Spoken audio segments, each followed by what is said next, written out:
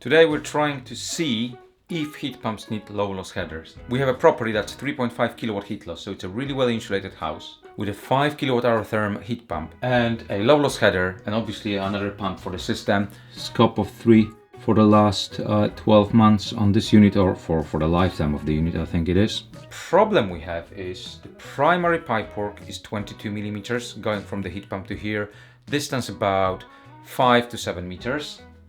The pipework going for the heating is 22 as well. However, on a heat loss of 3.5 kilowatts, this should work on this pipework. It doesn't matter that the heat pump is 5 kilowatts. It should never have to run at the full output because the heat loss is much lower, so we can set the controls the way that the heat pump runs at much lower flow temperature. The secondary pump behind the header is set to minimum fixed speed of 1, so that's a good sign that the system was operating correctly at the lowest possible setting on that pump. So it's a bit of an experiment to see if when we remove header we can get the correct flow for 3.5 kilowatts. And what I do for that, I use High Tools app to make my calculations quicker. I just go to High Tools, which is going to be 3.5 kilowatts. I type my delta T, which is going to be 5. And that gives me 10 liters a minute required to provide 3.5 kilowatts output for this property at DT5, which is 600 liters per hour. So once I've removed the header and I set my pump on the external unit, if I get anything above 600 liters per hour going through the system, I know I'm fine. I've got enough flow for the heat loss of this property, and the system should be more efficient than existing because we don't have a header, we don't have a chance of distortion being created. One header removed, one pump gone. So the header's removed now, but in a way that we can reinstate it if we have to, because it could be one big mistake what I'm doing here.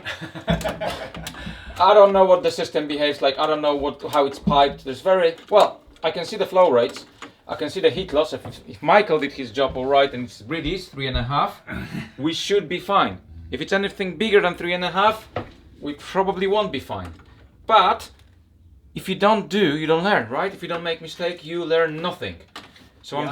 I'm happy to make some mistakes here, right? Yeah, and it's my money. And Michael's paying for it, so it's even better. And that's the external unit, Aerotherm Plus, 5 kilowatts. And that's one of the early models because it still has a way better back cover on the PCB. It has a very solid seal here. It looks so much better than what they have currently. The current one causes problems. They blow PCBs actually. Now I have to reprogram the unit. I need to let the heat pump know that there is no longer a header and that there is no longer a secondary pump. So I have to change the system from, I think, diagram 10 to diagram 8. Well, let's turn the heating on and let's see what flow rates we are getting. We're getting 800 liters per hour or 13.3 liters per minute, and it's confirmed on both the heat pump interface and a heat meter, Sontex heat meter.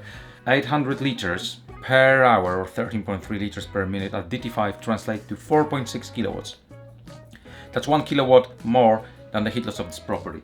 So to me it says this should all check out. This system should perform as expected and it didn't need a buffer at all. Those devices were designed for multiple pumps on the system to work together without influencing each other. So pump from this unit will pump to this side of the vessel. The water will circulate, most of it at least, back to the heat pump. Then on the system side there'll be another pump, this pump here, that will circulate water to the system and back. And they are useful when the pump inside the unit doesn't have enough power to circulate water around the system. They usually use in the industry as a free get out of jail card, because if you put a header on any system, the heat pump will be happy because it doesn't have to go through the system resistance. They take space, they cost money, they cost efficiency. The 90% of the time they not need it. And they are used, actually even some manufacturers require them because it keeps the heat pump happy. Heat pump can circulate through the header or buffer and will not throw errors and makes manufacturers happy, makes installers happy because they don't have to think too much about the system. It makes end users unhappy because their bills are higher and their installation bills are higher as well. So from 20 heat pumps I installed in last 12 months, only one had a buffer and it really needed it. Not like here, this one doesn't need one. So actually, if you want to know how this experiment with low loss header panned out, you can come to Michael's home and have a look at the figures outside. And I did not realize how cheap your house is to run. It's very cheap. It's embarrassingly cheap. The cheapest months are £8. Well, there's no heating because that's in the summer, but cooking, electrics. And the most expensive month in January 2023, when we had a cold snap, was £128. Yeah, that's for everything. Cooking, heating, all the electric. And you're also exporting tons of energy to the grid. Yeah. In the summer we export almost as much as we use in a whole year.